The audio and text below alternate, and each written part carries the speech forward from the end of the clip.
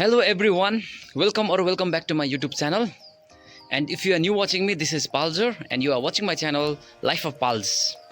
र तपाईहरु जो पनि मेरो च्यानललाई प्रथमचोटि हेर्नु हुँदैछ भने चाहिँ सब्स्क्राइब गर्नु नबिर्सिनु होला।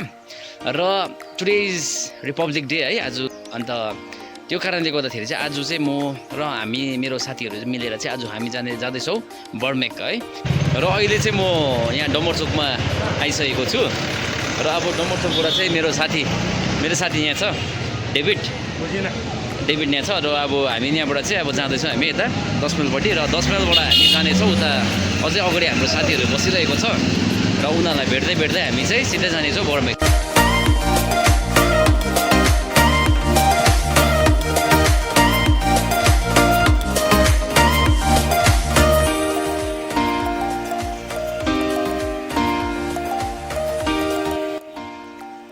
अहिले हामी चाहिँ यहाँ डेलो आइसकेको छ है। डेलो एक्ज्याक्ट डेलो छ होइन, डेलोदेखि अलिकति मुनिपट्टि छौँ हामी बाटोमै। र तपाईँहरूले पनि अब एक्सपिरियन्स गर्नुभएको होला साथीहरूसँग जाँदा कस्तो चाहिँ हुन्छ भनेर है। र यी यस्तै हो, पर्खी हो। र म र डेभिड चाहिँ अहिले फिलहाल चाहिँ यहाँ डेलोमा आइसकेको छ। र अहिले दुईजना अझै दुईजना त होइन 4 जना साथीहरू फेरि आउँदैछ। सो उनीहरूलाई हामी चाहिँ अहिले यहाँ पर्खिरहेको छौँ।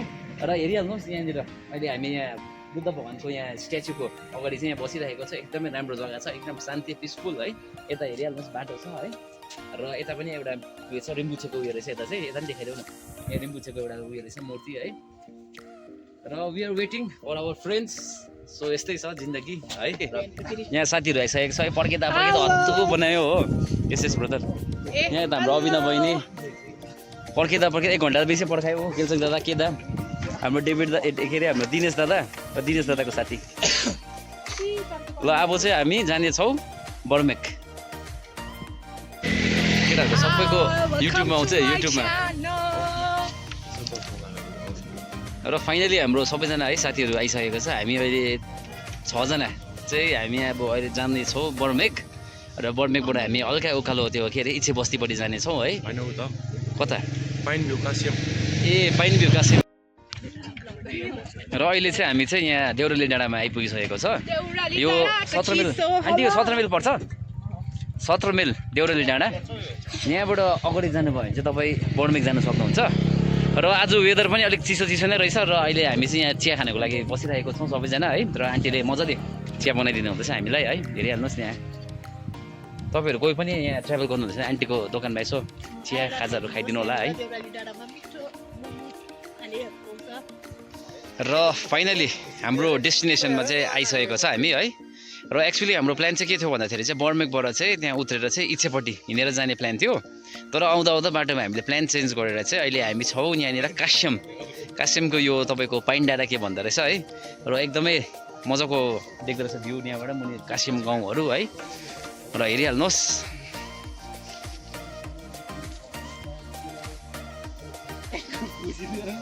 र यो पर्नु चाहिँ तपाईँको पर्छ मनसङको यो कास्यमको चाहिँ एउटा यो डाँडा रहेछ है।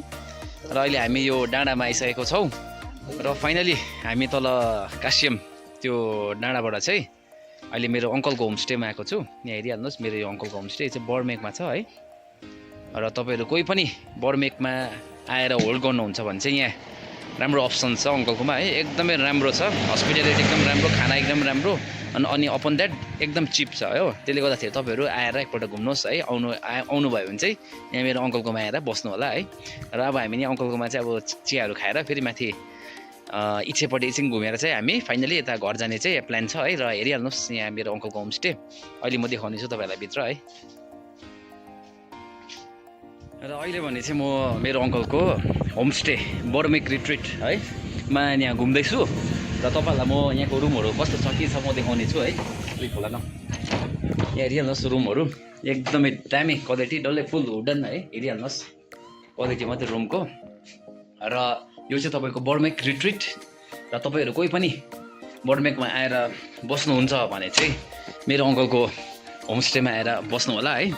र मसितै यहाँ बर्मेक रिट्रिटको ओनर पनि हुनुहुन्छ। र केही बातचितहरू गरौँ ओनरसँग पनि। र म तपाईँहरूलाई देखाउने छु, 1 मिनट पर्खिनुहोस्। बर्मेक डाँडा गाउँ भन्छ। अनि यो चाहिँ यस्तो जग्गा हो तपाईँको माउन्टेनहरू अरू जग्गाबाट पनि तपाईँहरूले पाउनु रिभर र माउन्टेन होइन एकै साथमा देख्नेछ तपाईँको बर्मेक डाँडा गाउँ हो। अनि यहाँ धेरै नै अब तपाईँको अहिले कलकत्तातिरबाट धेरैजना मतलब टुरिस्टहरू आउने गर्छ र यो जग्गा अब एउटा अफबिट भनेर भन्छ। तर अब यहाँ धेरै अब यसको नजिकै हुने एउटा जाल्सा बङ्गलो छ, त्यो ब्रिटिस टाइमको हो। अनि यहाँनिर महादेव धाम पनि छ घुम्नको लागि वरिपरि। यो सबै वकिङ डिस्टेन्समा पर्ने जग्गाहरू हो। डेलो तपाईँको यहाँबाट 25 मिनट्समै डेलो पुग्न सक्नुहुन्छ। अनि यहाँबाट एउटा हिमाली पार्क हुन्छ जहाँबाट चाहिँ गाउँको 360 डिग्री भ्यूहरू तपाईँहरूले पाउन सक्नुहुन्छ। र तपाईँको यो जग्गाबाट तपाईँको लाभा रेसाप जहाँ पनि तपाईँ यहाँ स्टे गरेर यो जग्गाहरू तपाईँको एकै दिनमा कभर गर्न सकिन्छ। यहाँबाट तपाईँ दार्जिलिङ पनि पुरै दार्जिलिङ सिटी पुरै तपाईँले देख्न सक्नुहुन्छ। अनि सिक्किमको यो तपाईँको रम्फू पनि तपाईँको यहाँबाट 19 किलोमिटर मात्रै पर्छ। र ग्याङ्टक पाकिम यो सबै ठाउँ देखिने जग्गामा पर्नाले गर्दा आजको दिनमा धेरै नै कलकत्ताबाट आउने जति पनि गेस्टहरू छ उहाँहरूले धेरै नै मन पराएर आउनुहुन्छ। र विशेष के भन्न चाहन्छु भन्दाखेरि हामीलाई मतलब धेरै टाढोबाट आएर पनि मान्छेहरूलाई घुमेर यो जग्गाहरूको बारेमा जानकारी हुन्छ। तर हामीहरूको यहीँ लोकल्सहरूलाई चाहिँ त्यति अब आफ्नै जग्गाबारे पनि जानकारी हुन्छ। तपाईँहरू पनि कोही बेला अब टाढा गएर घुम्नुभन्दा पनि ज्यादा चाहिँ आफ्नै एरियाभित्रको कतिवटा जग्गाहरू पनि एक्सप्लोर गर्न एकदमै जरुरी छ भन्दै म यहाँ भाइकोले मलाई कतिवटा कुरो सोध्नु हुँदै थियो। र म तपाईँहरू आउनुभयो भने अझै अब प्रत्यक्ष रूपमा आएर हेर्नुभयो भने तपाईँहरू आफैलाई त्यो सबै जानकारी भइहाल्छ के कस्तो जग्गा रहेछ भनेर। मेरो अङ्कलले है भर्खरै भनिहाल्नु भयो तपाईँहरूलाई यहाँको होमस्टेको बारेमा।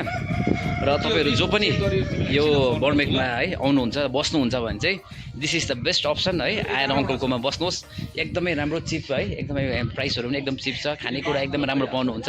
प्लस तपाईँको यहाँबाट एकदम दामी भ्यूहरू पनि देख्न सक्नुहुन्छ। फाइनली हामी आजको चाहिँ अब टुर हाम्रो भइसकेको छ। र हाम्रो प्लानिङ चाहिँ के थियो भन्दाखेरि चाहिँ इच्छे जाने चाहिँ हाम्रो प्लान थियो है। तर हामी आज अलिकति टाइमले गर्दाखेरि इच्छे जानु पाएनौँ। र हामी नेक्स्ट टाइम चाहिँ जरुर फेरि आएर हामी इच्छेहरू जानेछौँ। र अहिले हामीले खाजाहरू खाएर अब चाहिँ हामी घर जाँदैछौँ है। र तपाईँहरूलाई मेरोबाट यही छ कि तपाईँहरू पनि यसो हाम्रो लोकल होइन प्लेसेसहरूलाई यसो एक्सप्लोर गर्नुहोस् है। आफ्नो लोकल जग्गालाई यसो याद गर्नुहोस्, चिन्नुहोस् है यस्तो रहेछ भनेर है। र त्यति भन्दै सबैलाई है बाई बाई। र मेरो भिडियोलाई लाइक शेयर सब्सक्राइब कमेन्टहरू गरिदिनु होला। अनि see you in my next video. Bye by.